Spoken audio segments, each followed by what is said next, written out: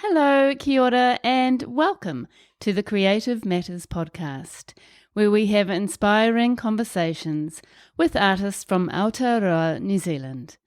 I'm your host, Mandy Jakic.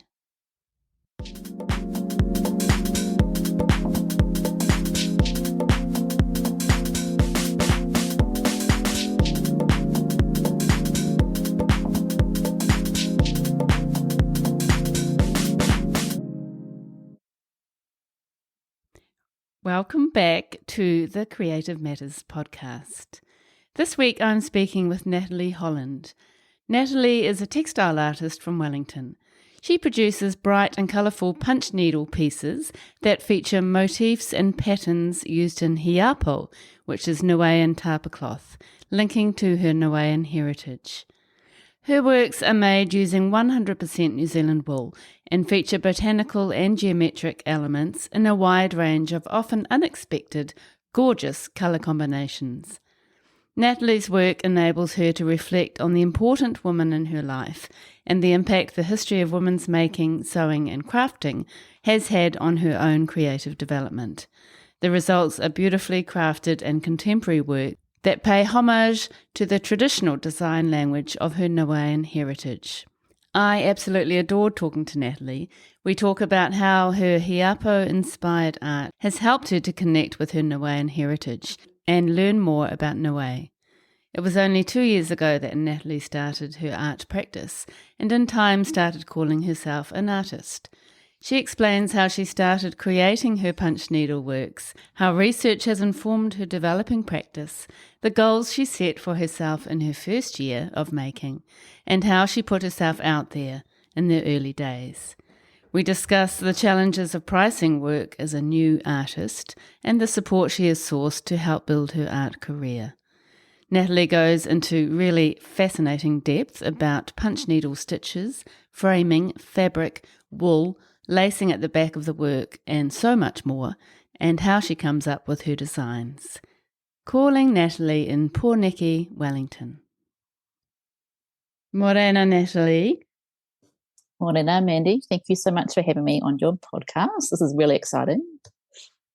Oh, it's very exciting for me to actually meet you because I've totally fallen in love with your work after looking into it over the last few weeks. Thank you very much for being on the podcast and a very big warm welcome. Thank you. And I would have loved to have come up to your studio in Muriwai, but I just couldn't quite make it work with the kids and all their 85,000 extra curricular activities that they do after school. So yeah, Zoom is awesome too. Yeah, I can imagine. It would have been really hard to get up, and you are based in Wellington, and you've just had the New Zealand Art Show last weekend, so you're probably feeling quite exhausted. Yeah, it was my first time exhibiting there. Like, I'm from Wellington. I go to the show every year as a spectator, but to be there in person was just a real pinch me moment.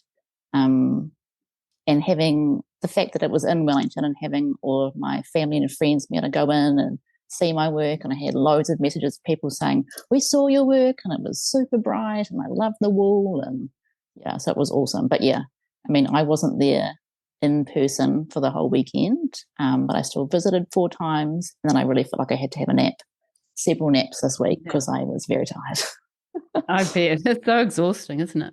Yeah. Well, congratulations on that show. It looked amazing, your stand. And you think of your obviously your Niuean heritage is very important to you. And do you see yourself as a New Zealander Niuean, or how do you identify with your culture? So it's something that has taken me a long time to really feel connected to. I think because I wasn't born in Niue, I've never been to Niue. When I talk to people about my Niuean heritage, most of the time people say, you don't look very Niuean.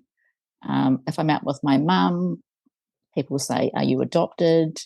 All these kind of things that sort of feed into the fact that I haven't really felt very connected to my Niuean heritage. And it hasn't been until I've been making this hiapo-inspired art that I felt that real connection to it. And it's made me feel proud to be Niuean, and also proud to be able to show this work off and share it with people, because A lot of the time when I say things, or people will ask, what is hiapo? And I'll say it's Niuean tapa cloth. And then when you explain the motifs and the designs used in their art form, and they think, oh, yeah, I've seen some of that before, not realizing that there can be a real distinction between the tapa cloths from different Pacific islands. And that's something that, I've only discovered recently through my research, that there are similarities, but also great differences between the islands. And that's been really interesting for me to discover. So, it's something that I, have only recently in the last couple of years when I've been making this artwork felt connected to my Niuean heritage, which has been great. And also, like, my kids are really proud of the fact that they are now starting to feel more of a connection. My eldest son said, oh, we had someone come into school the other day and he was Niuean, and I told him that I was Niuean. And I was like, that's awesome. That's really cool. That's so awesome. So your mother is Niuean? So my great-grandfather was born in Niue. And so even my nana never went there. She had started researching the family tree just before she died. She died when I was 8. And so she never got to go there, but I would love to take my mum there, maybe for a big birthday that she has coming up, but I won't mention the number, because that would be something that I'd love to experience with her. Yeah, that's really special. And it's a shame that none of you, or two generations haven't managed to get there, but you obviously have such a strong connection with that place. Yeah, and even talking with some of my mum's cousins who have been there, they said that it feels so special being able to go back to Niue, and see where my great-grandfather was born, and just sort of, start trying to put together more of the family history. And so that's something that, I would love to go there, especially with my mum, but even our kids, like, we want to go to, Mum, and that would be awesome if we can go to Niue. And so it's definitely something that's on the cards, hopefully in the next couple of years. It's just lovely that you have that connection with your culture, and that your artwork has sort of been another catalyst to kind of help you with that. Yeah, and I think because, so basically, how long ago was it? Must have been when I was at uni. I really wanted to get a tattoo based on hiapo to sort of feel something connected to my Niuean heritage. And I went to the currently closed Wellington Library, and I could only find like a couple of tiny references to hiapo in any of the books there. And so I went ahead and got this tattoo that my dad was really angry that I got, but that's another story. And I remember thinking at the time, this is really bad that there's nothing really in the library about this. It's such a beautiful art form, but there was just so few references to hiapo. And it wasn't until, I think it would have been 2022. Yeah, 2022, I think, that I saw a Facebook post about Niuean Language Week, and there was a photo of Cora Ellen Lafiki Twist with her new hiapo book. And I thought, oh, I've got to buy this. Like, this would be an amazing resource for me to see some more of the beautiful designs and motifs used in hiapo in a book form. So I bought that, and that was amazing. And I just thought, this is what I was looking for 20 years ago when I was trying to find inspiration for my tattoo. Yeah. Yeah, and there are, I can see from looking into your work, you have some other favourite books which we can talk about later. Yeah. And so what was the tattoo that you got in the end? So I actually found this library book, which is the same one that I found at the library 20 years ago. And it was a book by, I've forgotten her name, but it was not so much a book about examples of hiapo. It was more almost like a book of her drawings of the designs and motif used in hiapo. And so my tattoo is 3 little squares. The first one, I think I thought it was going to be for my family roots. The middle one was to do with my love of nature. And the last one was my circle of friends. And yeah, I often forget I have a tattoo because it's in that early 2000s popular place for a tattoo, also known as a tramp stamp. I would love to maybe at some point in the future get another tattoo somewhere slightly more visible. Yeah, it's lovely to be able to connect in a sort of visual way like that with your culture. Yeah, and I think because for me, at that time, 20 years ago, I felt so disconnected from being Niuean at all. I thought, well, maybe if I have a permanent reminder on myself that's saying I am Niuean. So I was born in Wellington, and my parents still live in our original family home. They've been there since 1978, which is lovely. Like, I love still going. It's only a 12 minutes drive from where we live here. So they're still there, and I had a great sporty childhood growing up in the 80s. Both my brother and I played a lot of sport. We weren't playing sport, we were watching sport. My family are big football supporters, so we were always watching a local football team play or going mountain biking, and we went camping a lot as a family, and we still do. So at Christmas time, we camp up at a Hopi beach. We stay on the same site every year. We camp next to my parents, which is amazing, having all that help on hand with the kids. Yeah, that's so good. That's a good Kiwi upbringing with camping, isn't it? Yeah, and I was determined that our kids would love camping as much as I love camping, because my mum said they took me camping when I was 2 weeks old. And after having kids, I said to her, how could you take, like, I couldn't, as a new mum, have taken a newborn camping. And she said, well, I didn't want to stay at home when everyone else was away camping, so I just took you along. It was fine. I just handed you off to someone, and this person fed you, and it was all fine. Yeah, fair enough. That's the best. Yeah. And were you a child who liked to draw or liked to make? Yes. So I talked to my mum about this just to get some more background, and she said I was always making or drawing or colouring or crafting something. So whether it was at kindy or school or even earlier at play centre, I was always making something. And she said that I was quite determined to do things myself. And so she said I think maybe the age of 5, I was going to a birthday party, and I made myself an outfit out of brown paper. Like, I'd made a top and a skirt, and I had to wear it over the top of my actual clothes, and I wouldn't take them off. And she said, you just wanted to always make things and always be showing off the things that you'd made or sharing them with people. And That's so nice. And through high school, was art a subject that captivated you? Yeah. So I think I must have done some sort of career planning something at the end of primary school.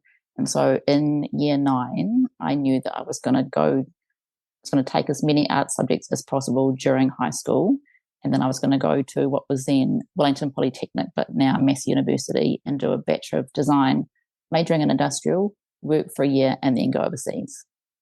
And I basically stuck to that plan. And so every year that I could, I would drop the subjects I didn't like anymore. So I would drop science, and I dropped English. And so in year 13, I was just doing all art subjects apart from maths. And I just loved it. That's amazing. And you did do that degree? Yeah. So I went to Massey University, loved the degree.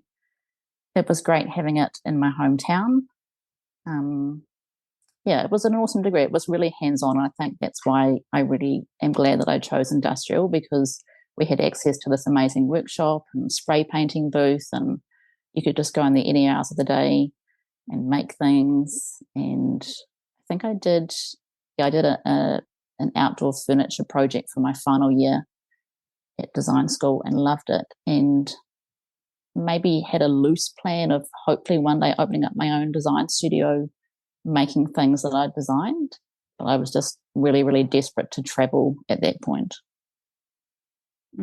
That's so interesting. I didn't realize that was your background.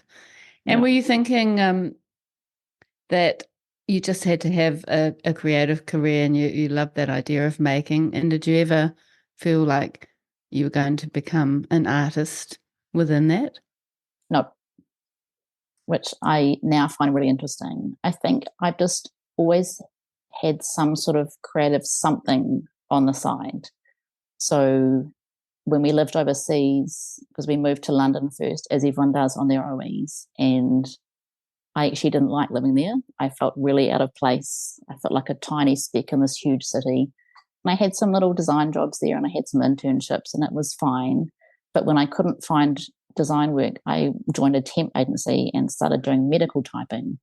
And that worked really well for us living overseas. If I couldn't find a design job, I would just join an agency and do typing.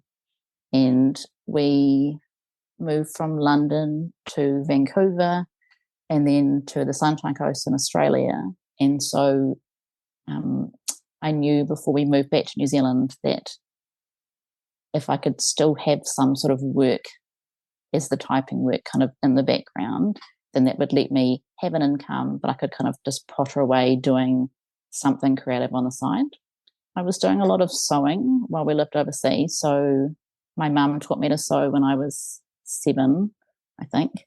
And she had basically made those little sewing cards where she'd draw a picture and like punch some holes in it, and I'd just trace around with some wool or some thread. And then that progressed to, she taught me how to use a sewing machine and how to read a sewing pattern, because she made a lot of our clothes when we were kids, my brother and I. And talking to my mum about the creative family background, she said that both my nanas were great sewers and they both made clothes for their families. So it was a real, I guess I needed to have something when I was doing this typing, because medical typing is not a creative job at all. And so I've always had to have just something on the side, kind of like ticking away in the background to keep my creative juices flowing. Yeah. And isn't it amazing that your mum gave you that kind of creative activity of, punching the holes into the paper and you were sort of threading through the holes, which is very similar to what you're doing now. And so many artists that I speak to in the podcast have that thing that, something happened in their childhood, which they almost didn't even really acknowledge as a thing. And then, as they're older, they start reconnecting to that. So you have come back to your roots in some ways, and it's so beautiful that you're really acknowledging the skills that your mum has passed on to you, which is lovely. So only 2 years ago you started your own art practice, and is that when you started to think of yourself as an artist? Maybe not straight away, because basically during must have been one of the lockdowns, I joined, it's called the Makers Academy. It's like an online course run through Clever Poppy, and you learnt modern embroidery, woven wool hangings, and punch needle. And I originally joined because I loved the look of the woven wool hangings. It was this amazing texture and fibre, and I thought, yep, that's really cool. I love the colour. Let's do that. And she sells a lot of kits, so I bought some kits from her. You got the pattern and the materials and the instructions, and that was amazing. And I loved the embroidery ones. I got a few of those. And then I tried the punch needle one, and I thought, holy, what is this amazing craft? I just loved how it was so fast, like so much faster than embroidery. And the fact that you were using wool and the amazing colours. And I thought, yeah, this is for me. I'm going to give this a whirl. And it wasn't until I bought that hiapo book by Cora Allen, and we were away camping one summer, and I was doing some sketching. I'd brought the book away with me camping. I thought, wouldn't it be cool if I could do some punch needle pieces that were inspired by the hiapo motifs and patterns from this book? Yeah, wouldn't it be cool if I could maybe produce some artworks? I'm going to give that a go. Because about 6 months before that, I'd actually been made redundant from my typing job, which I'd done for a long time. And it had been great in the sense that it fitted with our family. We had 3 young kids by this point, and I was a stay-at-home mum. I used to start typing at 3:30 in the afternoon. I'd work till 9 o'clock at night, 4 days a week, just so we had some money, and that worked really well. I still got to go to all the kids' kindy things and school activities and help out on trips. And so that was really good. But when I got made redundant, I thought, I need to find a job. But I said to my husband, Rob, I'm just going to give myself 6 months. I'm going to try a few things, see if I can find something that really kind of grabs my attention and give that a go. And so it wasn't until, I sort of had that light bulb moment of thinking, I'm going to try and make these punch needle pieces based on hiapo designs, and we'll see where that goes. Yeah, brilliant. And, it's quite a big leap of faith in a way, but you've actually had a really successful couple of years. Thank you. Yeah, I didn't really know what I was doing at the start. I just thought, okay, let's just I thought if I give myself 6 months, I'm going to try and plan some pieces and obviously still hone my craft. I'd only just recently learned how to do punch saddle, so I thought I can't be making some artwork that's terrible and just expect people to buy it.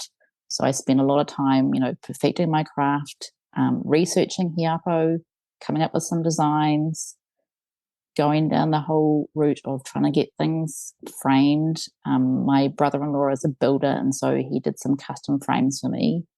And even things like I joined Instagram really late, I only joined in 2022. And so I thought, okay, maybe I can sell some pieces through here. So I had a plan. I was going to produce 6 pieces and I was going to sell them through my Instagram account. And yeah, that was basically my goal of working towards in that year. That's amazing. And how were they received right at the beginning? So I had picked a date in September to launch them, and I had got a lot of advice from my friend about Instagram because I had no clue what I was doing. She gave me all the info, like do this in the week leading up to it and take these photos and make these reels and all this stuff. And so I set a date, and that coincided with the week that I had COVID, which was a really wild time to be alive. I had no idea where I was or what was happening. But somehow in that week, I managed to photograph, video all these pieces, put them up for sale. And I thought maybe if I could sell one, that would be awesome. 2 would be fantastic. And I ended up selling all 6 pieces. Really? Oh my Yeah. goodness. That is such a beautiful story. Thank you. How fantastic to just put yourself out there and think, no, I'm going to make this happen. And then to get that kind of success, that must have just been so affirming for you. Yeah. I mean, at first I thought I was hallucinating because I had COVID. But when I realized that they actually had sold, I thought, okay, cool. Like maybe this could be something. I think I was using it as a test, thinking, okay, if this goes well, then maybe I can actually give this a go and maybe I could actually be an artist. Yeah. And that is, I mean, 2 years ago, it's incredible. And I think, when we first spoke to each other, you were not sure that you'd been an artist for long enough to qualify to be on the podcast. And you absolutely can be, because I think your story is just as inspiring as somebody who's been working for 40 years. It's just a different kind of story. And I'm sure there's going to be listeners out there who are going to find it very motivating and inspirational, and maybe they will take that leap like you have, which is such Yeah. a great thing. Yeah.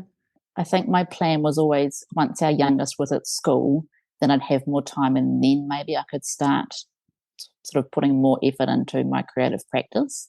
But then when I was made redundant, I thought, I might as well just do it now. Like I got a bit of a redundancy payment. And so I thought, well, I've got a bit of money here to tide us over. I might as well just do it now. I'm just going to give it a go and see what happens. Yeah, it was a good catalyst. Yeah. Yeah. And so what were the pieces like at that time, and how did you go with pricing? So they were maybe like a little bit bigger than A4 and framed in custom pine frames.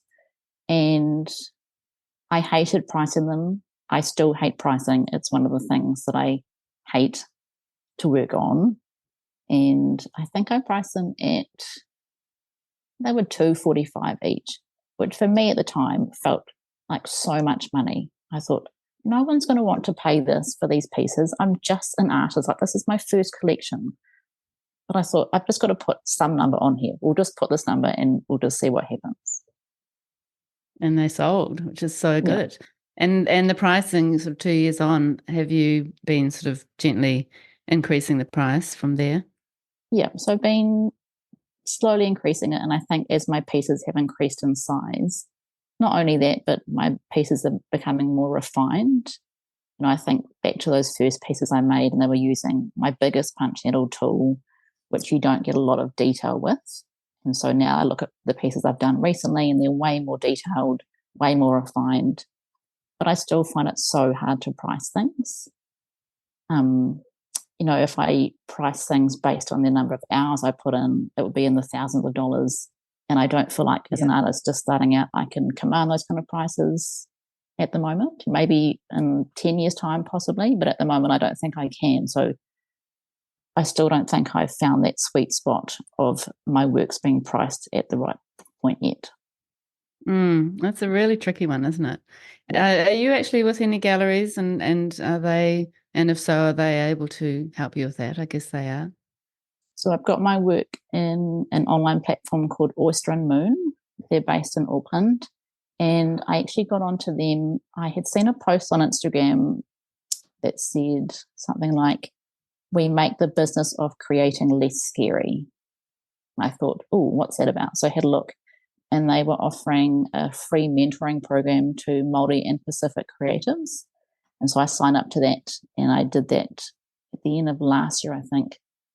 It was just awesome just to get guidance on the point I was at in my career, and even things like social media. And they got me to rename my Instagram account and gave me great suggestions for posting things, and gave me help with funding for funding applications, all this kind of thing. And yeah, it was just a great help because I had thought about getting an art mentor at some point, but couldn't afford one. And so the fact that it was a free program was just really awesome. That's brilliant. Are they still offering those kind of programs? So I think it sort of goes in cycles. So that one that I was on has just finished, and I am hoping that they'll offer it again because I would, thoroughly recommend it to anyone who can participate. But they're actually having a pop-up store in Britomart next week. I think it opens on the 11th of June. So I've sent up 2 pieces for that, which would be awesome because I think for me at the moment, it's just about trying to get my work in front of people. And so any opportunity I can get where I can get my work seen in person. And that's why the art show was so good, just having all those people see it. And that's why, any chance I get, I'm like, yes, please, put my work out there. Yeah, that's great. So that's called Oyster and Moon. I'll put that link at the bottom of your blog post. Okay. Yeah, awesome. Which sounds really interesting. So they have like a gallery of creative works by artists, is that right? Yeah, and it's not just artists. They've also got fashion and homewares and food and beverages. And it's just, a great collection of creative people. Yeah, that's brilliant. And it's a New Zealand company. Yeah. Yeah, and so I actually got to go up to Auckland in November last year to do a photo shoot of my work and myself, which for someone like me is so out of my comfort zone. And I was just crapping my pants beforehand. Me and my best friend did a road trip up there, but it was awesome seeing my work photographed properly. And I had my hair and makeup done, and that was pretty wild. Yeah, it was a really cool experience. Yeah, I love that photo. You look great. Thank you. Well done. And what a great opportunity to kind of improve your skills. And I do find that your Instagram page is a wonderful resource. It's you seem to really kind of unpack your process and talk about what you're feeling and what you're responding to and what's inspiring you, whether that's research or, what you're making or what you've seen. And, for me, looking into your practice, it was such a fantastic way to learn more about you and your process and practice. So I think that Instagram has been done beautifully. So well done, Thank you. Yeah, it was great to get advice because I think because I'm so new to Instagram, I really didn't have a clue what I was doing. And so Oyster Workshop just gave me some tips like, try and follow this routine for posting. And it's been great for me because it's sort of made me a lot more focused and think about opportunities where I can really show things, especially to do with the process. Like the process for my work is really important. So if I can explain how to do punch net or even what a tufting gun is, which is a new thing for me, if I can explain that to someone through a reel or some pictures, then that's awesome. Yeah, it's nice to be able to educate as well as inspire, and then hopefully make a few sales. Yeah. Yeah. So we'll put the link to your Instagram on your blog post as well. And you do not have a website? No. So this year my goal was enter the world of funding applications, which I've never done before. And so it's been a whole journey. I had no idea how much work was involved. It's been a real eye-opener. So I've applied for a couple of things so far. And then, yes, one of them was to get some funding for website design, because a lot of times people will message me on Instagram and say, do you have any available work? And I have to have a look in my she shed and see what I've got there and then send them photos. And that's not the most professional way of saying this is what I've got. I'd rather have a website where I could just direct them to that and they could look at the website themselves. Yeah. Or even maybe Shopify, something like that. Yeah. So it's definitely been like on my wish list. It's just I haven't had the funding to be able to do it. Yeah. And I find, if you have time to actually work out how to run your website yourself, I think that's the best thing that I have done with my business. I just couldn't bear having somebody else do it, because I'm kind of a person who, if I think of something or want to do something, I want to do it now. Yeah. So, the idea of sending off like, can you blah, blah, blah, and then sort of a week later it's sorted out, but then you still maybe need to make more changes and I very much know what I like visually and content-wise. So I just really felt like I needed to do it myself. And it's probably not as professional as somebody who's actually in that industry would create. But for me, it's a representation of me and it's got my voice in it. It's quite a great thing to do, I think, when you're starting off, is to get funding, if you can, for you to be able to actually run it and manage it yourself, if that's something that you like to do. Yeah. Yeah, I'm always keen to learn new skills. And when we lived overseas, I was always doing some sort of random study of something. And so, I don't know anything about website design, but like you said, visually what you want it to look like. And I've got a picture in my mind what I'd love it to look like. Obviously something to do with color, because that's important. And yeah, so hopefully I can put that funding to good use and get a website going. Absolutely. That sounds great. So let's start talking now about your practice and your process. Mm-hmm. So first of all, can you just describe the work for people who haven't seen your work before? So when someone says to me, what is your job? I say, I'm an artist. And then they say, what kind of artist are you? And I'll say, I'm a textile artist. But I still don't feel like I've quite found that spot yet. So then I start to get into what sort of textile art I do. So I produce punch needle artworks that are inspired by the designs and motifs used in hiapo, which is Niuean tapa cloth. And punch needle is a technique where you are basically embroidering with wool into a fabric that kind of looks like cross-stitch fabric. It's called monk's cloth. Or you can also use linen. And you are basically creating a series of flat stitches on the top of the fabric, which then creates loops on the back of the fabric. And so you can do a piece that's either all flat stitches, you can do a piece that's all loop stitches, or you can do a mixture of both, which gives you a great difference in texture. And it's a really fast craft where, depending on the thickness of wool, you can do a lot in a short space of time. And I really enjoy it. I find it really therapeutic, really relaxing. I've got a group chat with some of my best friends, and it's entitled Really Violent Cross-Stitching, because I was explaining them to them a while ago. I said, it's kind of like cross-stitching, but it's just really violent because you're basically just stabbing the fabric really fast with wool. I like it. Be a good way to get some frustrations out, I imagine, sometimes. Yeah. And it's just, something that I'm happy to do for hours on end. Like I always take pieces away with us camping, and we camp with a lot of our family friends. And usually in the afternoons when it's too hot to go to the beach, we're sitting around underneath this massive tree between our caravans. And I remember having a conversation with one of our friends last year, and he said, how can you do that for hours and hours and hours? I said, I find it really relaxing. I said, it's just, I can do this, I can zone out. In theory, I'm working, but really I'm not, because it's just, it's a relaxing thing for me to do. And I think because I've always had some sort of creative hustle on the go, I like to be doing something. Like if I'm watching TV at nighttime or watching a movie, I like to be doing something while I'm doing that, like punch needle or sketching or So it's just, it feels natural to me to be doing that all the time. Yeah, and they are very beautiful, and they do feel like textile pieces, and so you can absolutely call yourself a textile artist. I really love the way that the stitches take on sort of their own form sometimes. It's not perfectly regular, is it? Like maybe embroidery would be. Yeah. So, and also the way that you use colour is gorgeous. You've got a really fantastic sense of colour. So, for you, the colour is a big part of what you do.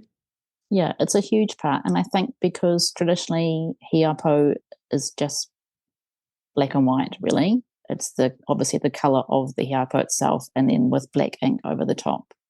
There are other art forms such as tapa cloth from Hawaii where they will use more sort of coloured pigments. And I know that Cora Allen has done some pieces where she has used coloured pigments before.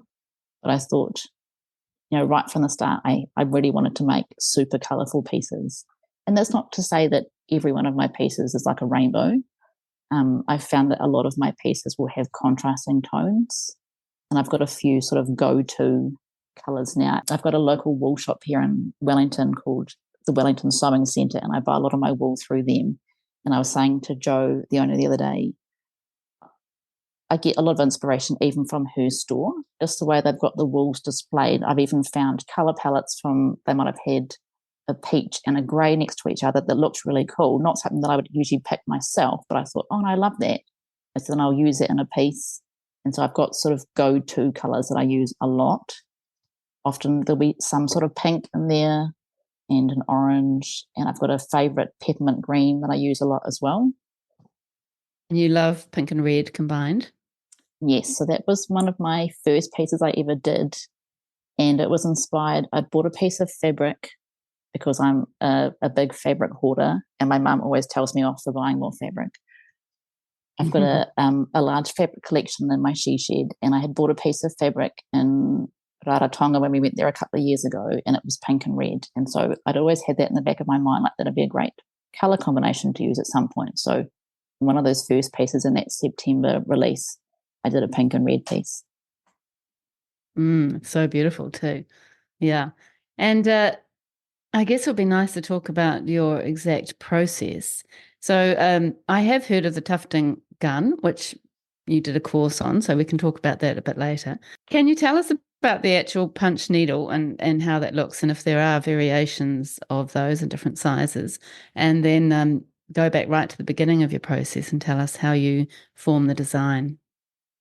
Yeah, so there are different punch needle tools available. And so when I first joined the Makers Academy and was buying these kits, I thought, I'm not going to buy the most expensive tools because I might hate this craft. I'll just add it to my ever-growing collection of crafts that I have lying around. And so I bought sort of middle-of-the-line tools. It's a brand called Lavore, and they've got a really fine one, a medium one, and a chunky one. And it's basically looks like a little pencil, and there's a threader that you have to thread through the tool, and then you pull the wool through it in order to thread the tool. And then the top of the line tools are a brand called Oxford, and they don't have a threader. They're really nice to use. But the only trouble with those is they're not adjustable, whereas the Lavore ones are. So you can actually adjust the loop. So the loop at the back of the fabric, you can make it really long or really short. And so the Oxford ones, you can't do that.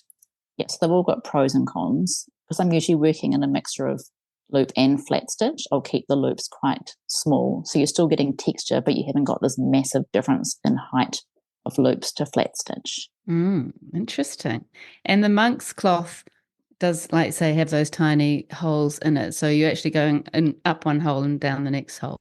Yeah. So when I learnt, the idea was that you put the needle all the way down through one hole, and then you sort of just you basically want to be going along 3 holes and then stabbing the tool through the material again. And the thing about monk's cloth is it's very forgiving.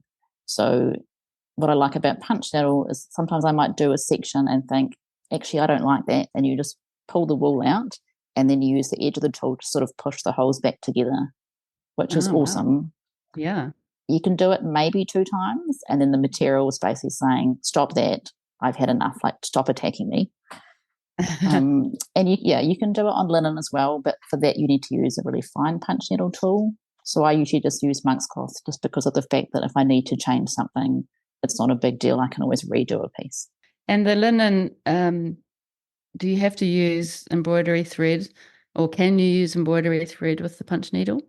So I've got a really fine punch needle tool that will take embroidery thread or 4-ply wool. That's the biggest it will go. And I've had a few goes with that, but I haven't done a lot with it yet. With my biggest punch needle tool, you can use super chunky wool. So I've used quite a bit of Lissy and Rudy Robertson Cole, the crochet people. I've used some of their amazing neon wool before, and that is super chunky. So basically that you have one go of doing it because the wool is so thick that if you make a mistake and you pull it out, then the material is sort of saying no more. Yeah. Yeah, they're beautiful wools, aren't they? I must see if I can talk to Lissy and Rudy. You should. They're awesome. They'd be amazing guests, yeah, and they've done some incredible work lately. So shout out to them if they're listening. The actual wool, you always like to use New Zealand wool?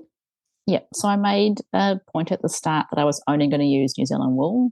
I know lots of punch needle artists use acrylic or a mixture of wool and acrylic, but I just thought for me, I've got this amazing resource in this country of wool, and I would just like to use that. And the fact that you can get it in so many different colours is awesome. Yeah, that is great. But it does get expensive, doesn't it, New Zealand wool? Yeah, and I think I sort of started to understand that when I did that tufting workshop, because I'm used to getting better at estimating how much wool I need for projects now. And yeah, doing that tufting workshop and you see how much wool is involved, I just thought, holy moly, I need to get some funding for this because it's expensive. Yeah, and it would take a lot more wool, I guess. Yeah. Yeah. As far as framing goes, or you work inside a hoop, like a traditional embroidery hoop, is that right? So I've got a few hoops. They're not the embroidery ones that you would use for embroidery. They're a brand, I think it comes out of the States, and they're made from plastic. But the thing with punch needle is you want your material to be as tight as possible, because if it's not tight, it doesn't tend to hold the stitches properly, which was something that lots of people who say, oh, I bought my kid this Kmart punch needle set and I can't get the stitches to stay in. It's because they've given you a crap frame and it's not holding the fabric, so it's not going to keep the stitches in. So these hoops that I've used, that I've got here, and I've got a few different sizes, they just hold the fabric so tight, and that's what you want. And then aside from the round hoops, I've also got a couple of big square hoops, and they're called gripper strip frames, where you basically have a wooden frame and around the edge of it is almost like kind of like carpet tacks, but it's an actual tape. And so that goes around the outside and you make like a polar fleece sort of cover so it doesn't rip your fingers to shreds. And then you can stretch the monk's cloth over it super tight. Oh, wow. That's really interesting. And then you take it off that you don't keep it in those frames. You take it off and then take it to a framer. Yeah. So I've sort of learned a little bit along the way about framing them myself and what works the best, because if I've made a piece where you're basically viewing the flat stitches at the front, you've got all this bulk at the back, which is all the loop stitches. And so you need that to go somewhere when you're framing it. And so what I've found is if I bought some frames from Blank Inspiration before, where it's the tray frame plus the canvas. And so I would get the canvas and I would cut the canvas off, which I know is very wasteful, but then I will stretch my piece around basically the stretcher bars. And it means that because the canvas is empty, I've got all the space at the back for the bulk to go. Right. Yeah. And then I stretch that around it and then it sits in the tray frame. Oh, wow. That's a great idea. And so the actual stitches are going around the side of the frame? No. The inside frame? Yeah. Yeah.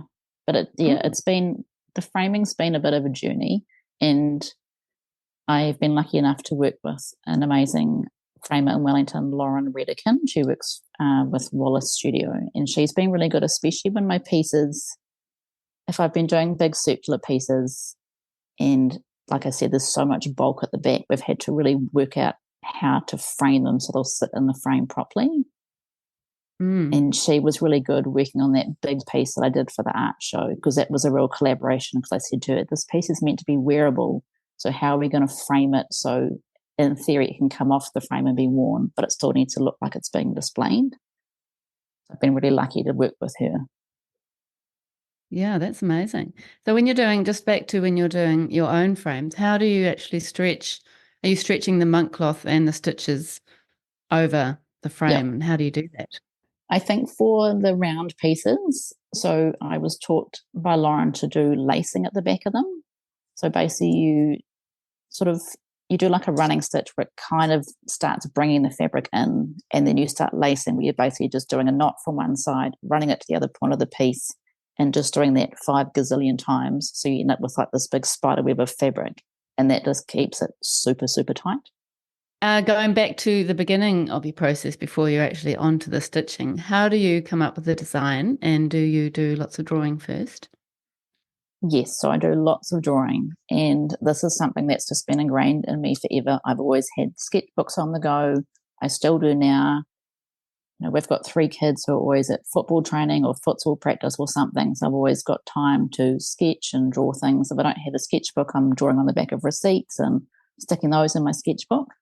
And so I think at the start, so 2 years ago, it was more about me picking the hiapo motifs and designs that I liked, forming a design, and then assigning a name or a concept to them.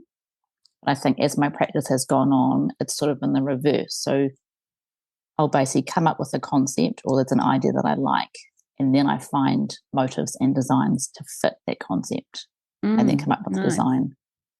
And that's been, it's been nice for my practice, because I know I think it was the Molly Morpeth Canada piece, I'd had that idea for a while, and so it was nice to kind of see it from the start, initial concept, to me finding the patterns that worked to the design, to see it completed, rather than the reverse. And that one was relating to motherhood, wasn't it? It was quite a personal story.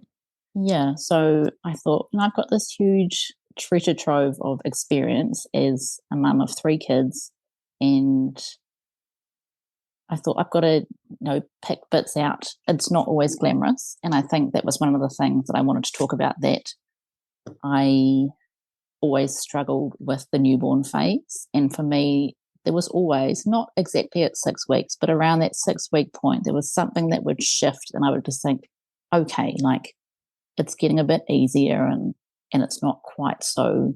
I mean, you would think like 3 times, after our third son, I'd know what I was doing, but every time I'm just thinking, this is just wild. I have no idea what I'm doing here. Like a newborn baby, and how do you hold them, and so sleep deprived, and so that piece was really personal. But I just wanted it to reflect that for me, there's always a shift in that early newborn phase, and that was something I wanted to sort of portray in that piece. And how did you do that with your design?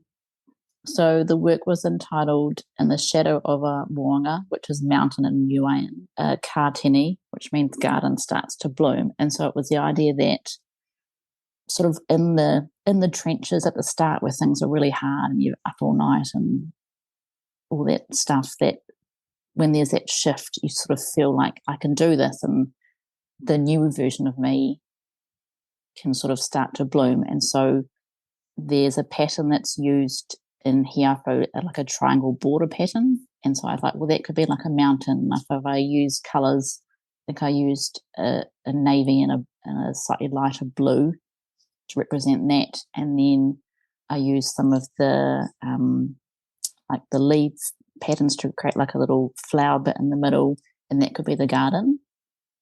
So I mean, it's not always super literal like that, but for me, that felt that those elements worked well in that piece. They really do, and the small sort of flowers and sort of growing things around the side as well. That sort of really feels like it's you blooming and coming into your own, but it's also the growth of your children and their sort of future lives. And yeah, it's really beautiful. Thank you. Yeah, So I I think love for it. me, like I do always start with sketching, and I have been enjoying throughout this process researching, because I remember being told by our kids' Plunkett nurse once, she said, "You're a real hunter and gatherer of facts." And I thought, yeah, I can see that. And I like to research what I'm doing. And so if I can come into a design having researched different motives and seeing examples of them, then that's really awesome. Then I kind of feel like I'm coming into my work prepared. Mm. And it's also you learning about your culture, Yeah. which is nice. And are you always telling personal stories? Are you telling other stories, or sometimes is it purely geometrical? I think as my practice has gone on, I'm really trying to be more mindful of producing pieces that have a personal connection rather than just saying, I like these motives, here's a piece I designed. There was one piece that I did for the Wanaka Arts Show last year, and that was representing our family. And, when I told our family friends or the kids had seen it, they're like, Mum, that's so cool. Like, we're in that piece. I was like, yep, you are. Yeah, which is so lovely, isn't it? It's really personal. Yeah, brilliant. And I mean, speaking of the Wanaka Awards, you last year did have a very successful year, considering it was basically your first full year of working as an artist. So you did the Mags Art Show and a number of group shows, and then this was the Wananga Award from Wanaka Arts. You won that award, which is amazing. You were a finalist in the Molly Morpeth Canada Awards, and also in the Changing Threads Contemporary Textile Award. That in itself is a pretty good list for your first year of your art practice. Thank you. I think for me, basically ending 2022 after doing those few pieces and selling a few other pieces through my Instagram, I thought I need to get my name out there.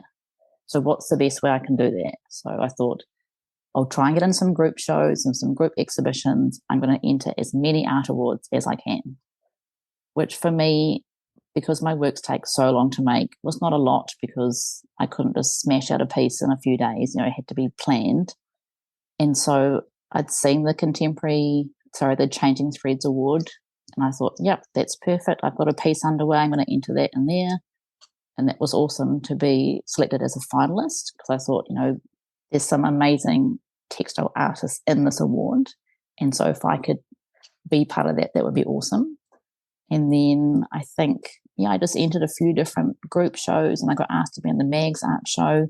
And we did a family road trip to Auckland. So I got to be there for the gala evening, and that was really exciting.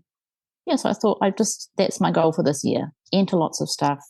I didn't get into everything. But yeah, I was really proud of myself at the end of last year. I thought I've put in Yeah, you should have a lot been. of work this year. And if I achieved my goal of getting into some group shows and getting my work in front of people, then that was awesome. What's your approach for being a part of a group show? So I had done a few. It was nice to do one in Wellington. I did one at Mitchell Studios in Kandala. And that was nice because I could be there in person. Whereas a lot of the time, if I'm in a group show, it's not in Wellington. And so I sort of have to, look at the brief, do a piece, and then post the work off, and then that's it. Often there would be open calls on Instagram I'd see, or I would just Google Art Awards New Zealand, see which I think I might fit into. And I know, being a textile artist and also a Pacific textile artist, that I'm not going to be suited to every show, and that's fine. And even this year, there were things that I wanted to enter, but I just didn't have the time to enter them because I couldn't make enough pieces in time to enter everything. How do you find rejection? So there are a couple of things last year that I didn't get into that I thought, this is my first year doing this, so really that's fine. And I think for me, the one that I really wanted to get into was the Molly Morpeth show. I think because I knew of it, whereas I had to really research these other ones. But I was like, if I could get selected as a finalist, like that would mean a lot. And I had basically, because I had the concept for that piece, I think maybe at the start of last year, I started making it in August amongst making other pieces. And I remember talking to my framer, Lauren, saying, I need this by, I think the cutoff date was early November. I remember picking it up from her, quickly doing the photo shoot, entering the award, and I'd seen on their website that they were going to let people know the results by the 13th of December or earlier. And it was my birthday the day before. So I thought, if I can get in, please tell me on the 12th. And if I don't, then tell me the day after my birthday and I'll be fine. Good thinking. Oh, well, that's amazing that you got in your first year. What do you think people are enjoying about your work? I think for me, because I think it's so different.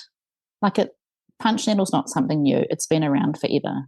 But maybe because I am inspired by the designs and motifs of hiapo, whereas that's also important to me, so that maybe it comes through in my work. And the fact that I'm using super bright colours and using New Zealand wool and presenting it in a fine art sense, because it's really hard, I think, for me, especially when I started off learning this as a craft, to think, does my work sit in a fine art sense? Is it craft? Is it textile? Is it Pacific? Where do I sit in that world? And so I just think I'm enjoying making it. Hopefully that comes across in these pieces. Yeah, and it certainly does. And I think in some ways it's an advantage that your work could actually fit in quite a few different categories. Yeah. And yeah, that's not a bad thing. And have you ever explored, or you obviously are starting to make some bigger pieces, have you ever thought about making something really massive? Yes. So it's always been on the cards. And I just thought, if I'm going to try making some bigger pieces, there needs to be a better way of doing this, because while punch needle is fast in a way, it is still a time consuming craft and it can take a long time. So I started work for the New Zealand Art Show in December last year. I was allowed to make 6 pieces. I ended up making 5 because that's all the time I had. So each piece will take between 4 to 6 weeks to make. And that's not me working on it all day. That's me fitting in school hours. And I think last year, between my 3 kids, they had 47 sick days. So there's a lot of time with kids at home, and then, after school activities. The time that I get to work on the pieces is really disjointed, and it doesn't mean that I'm always in a flow of creation. I just sort of got to do it when I can. And so, excuse me, I think when I did that tufting workshop and I saw just how fast it is to, in theory, create the same concept, but with a tufting gun, I thought, is there a way that I can incorporate this into my practice? Not to give up punch needle because I love it, but is there a way that I can factor in some tufting parts into my pieces? And so that's definitely something I want to look at, because especially for big pieces, if you're doing a background piece, even at the moment, sometimes it's just one colour and it will take me a long time and I get really bored. So if I could use tufting for that section, then that would be awesome. Mm. So you could use your own, the monk's cloth that you use with the tufting gun as well. Yeah, so it's pretty much the same. I think it has a slightly bigger stretch for the tufting ones, but it's basically the same. But it would just mean, yeah, if I could have a setup at home where I could do both, do tufting and do punch needle on my pieces, because I love the detail that I can get with the punch needle tool, which I don't necessarily think that you can always get with the tufting gun. And I'm not saying I know everything about tufting. I don't. But that was just the experience that I got from doing that workshop. If I'm successful in a funding application, if I can then afford to buy some tufting equipment, because I would love to do massive pieces, that would be an amazing goal. I think it would be amazing too, because tapa cloth is often really massive and is hung on the entire wall. It would be amazing to have something of yours in that context. Yeah. And, on that scale would be incredible. Yeah. Well, that's something exciting to look forward to. I'll keep an eye out. Okay. Cool. And also, sculpturally, you could do quite interesting things with your work. Have you ever thought about creating something a bit more 3D? Yes, and I think especially during that piece for the art show, the wearable piece, because that was quite a detour from my other pieces that have all been flat and framed and contained, really. This was quite wild. And yeah, that was something that I had seen a picture during my research for these taputa, which is they're basically wearable pieces of hiapo that are worn to mark special occasions like weddings and graduations and hair cutting ceremonies. And I'd actually made myself like a little piece to wear to the Mags art show last year as a test. And I was like, yep, this is cool. Got lots of great comments on it. So I thought for the New Zealand art show, I'm just going to do a really big piece. And the plan was originally to do basically like this, a full torso size. But when it came down to time constraints, I had to make it a cropped version, which is still fine. I still got to combine the punch needle piece itself, but then have this really sculptural wild fringe around the outside. And I got the idea for that because in some of the pieces I'd seen, they'd basically cut the hiapo into strips and it gave this beautiful fringe effect around the outside. And when I was using some of that wool from Lissy and Rudy, I thought, oh, this wool is so fantastic and so bright. Maybe I could somehow make a fringe out of that. But in typical style for me, I sort of make it up as I go along. And so I'd had a plan originally to do like a rainbow fringe because I think I had yellow, green, pink, and orange wool from them. I was like, that will look amazing, contrast with the colours. And anyway, I started and I thought, it's actually too much. And coming from me who loves colour, I thought, this is too much. So I took out the green and it still wasn't right. I took out the yellow and then I thought, I've actually already used the pink and orange in this piece, just stick with those colours. And so it was a case of, I think each individual fringe bit was me doing like a punch needle stitch and then knotting it and then pulling it through. And so it sort of looks random, but it is actually following a pattern all the way around until the last section where I actually ran out of the orange wool and it was too late to order any more in. So I had to go back and take out a few pieces and then just sort of gently space them apart so it looked like it was intentional, but really that was just me running out of wool at the very end. One of those happy mistakes. Yeah. Yeah, it's really interesting using the ideas, which are normally, as you said, very contained, to sort of taking it to more of a sculptural and sort of fashion place.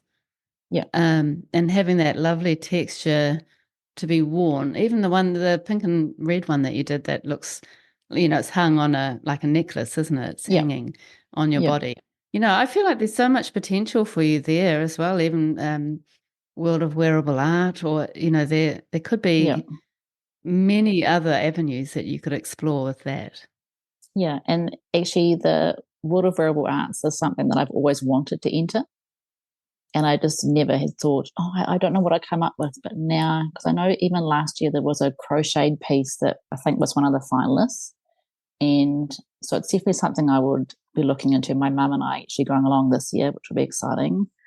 And I would love to do something a bit more sculptural, I think. Having done basically sort of 2 wearable pieces now, it's definitely an avenue I'd like to look into more.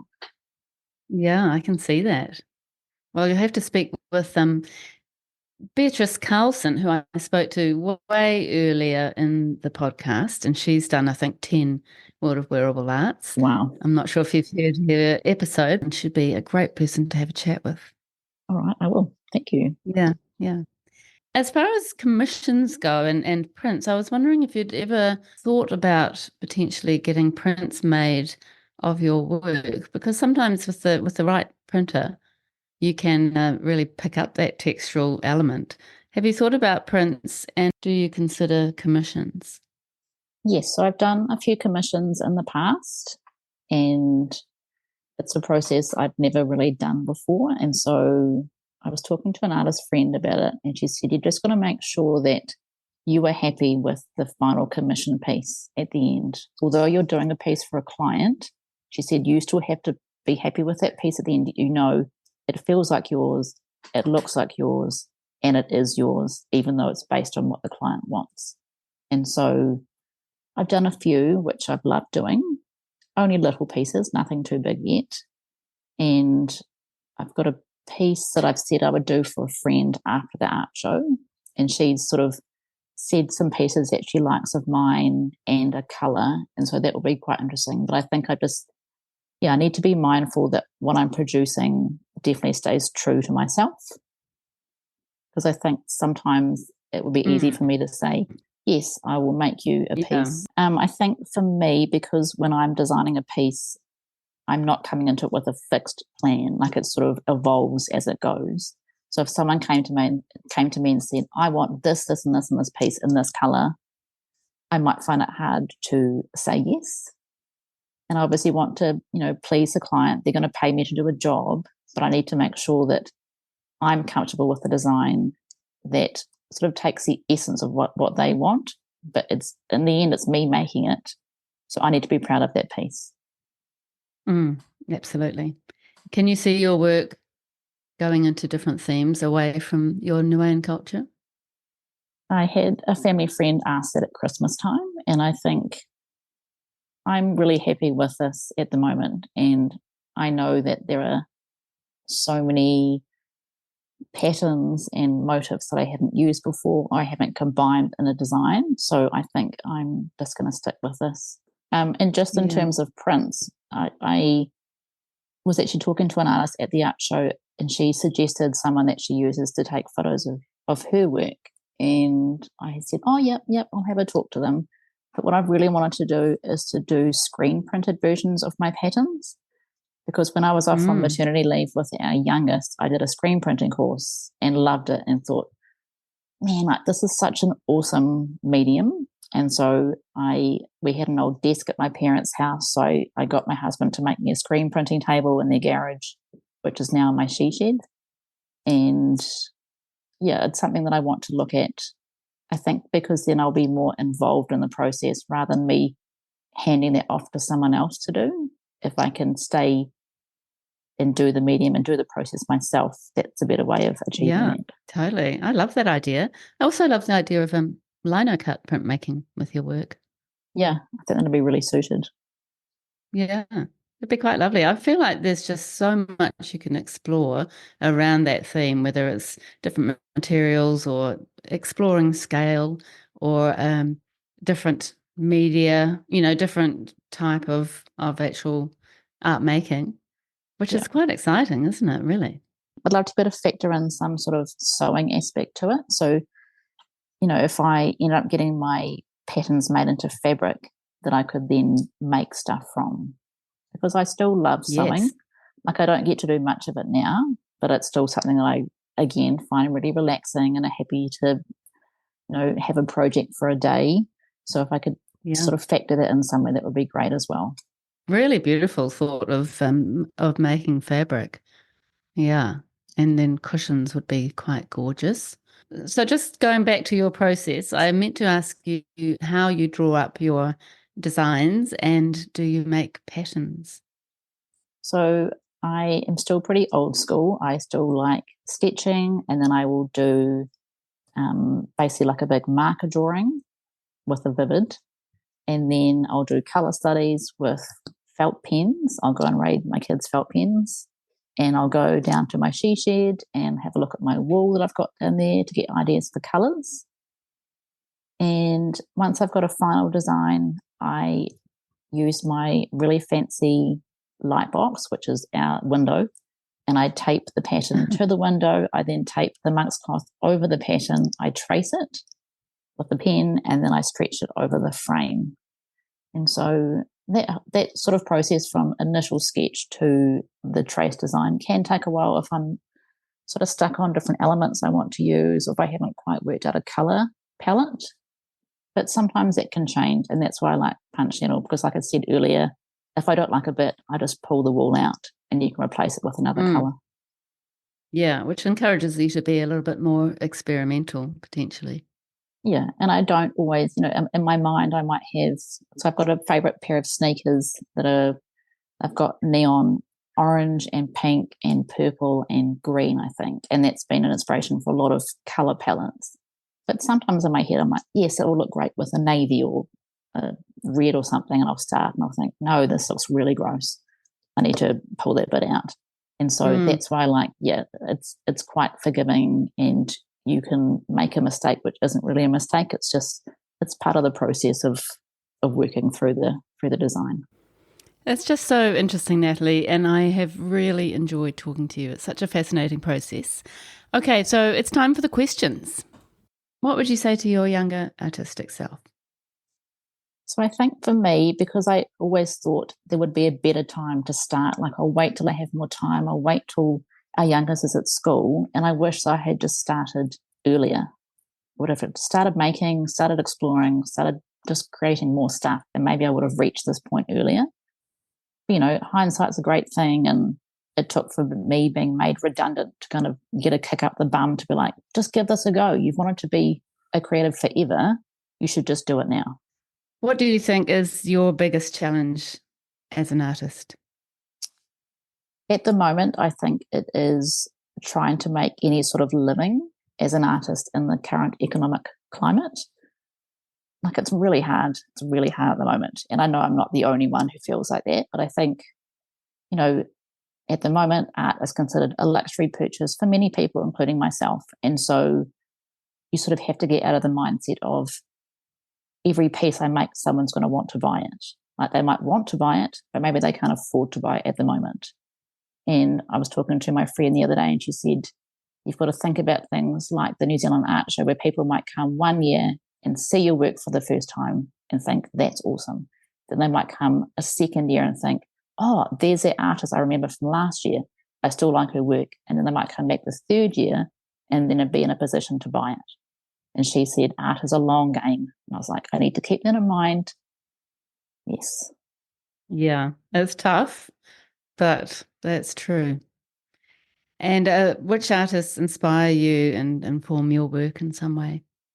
So I've got a few. Definitely Cora Ellen Lafiki Twiss. I think what she's done to revitalise and really bring hiapo back into the public eye has been amazing.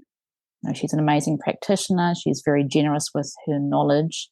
We did a hiapo making workshop with her last year, and that was awesome, just to see the amount of work goes into physically making hiapo.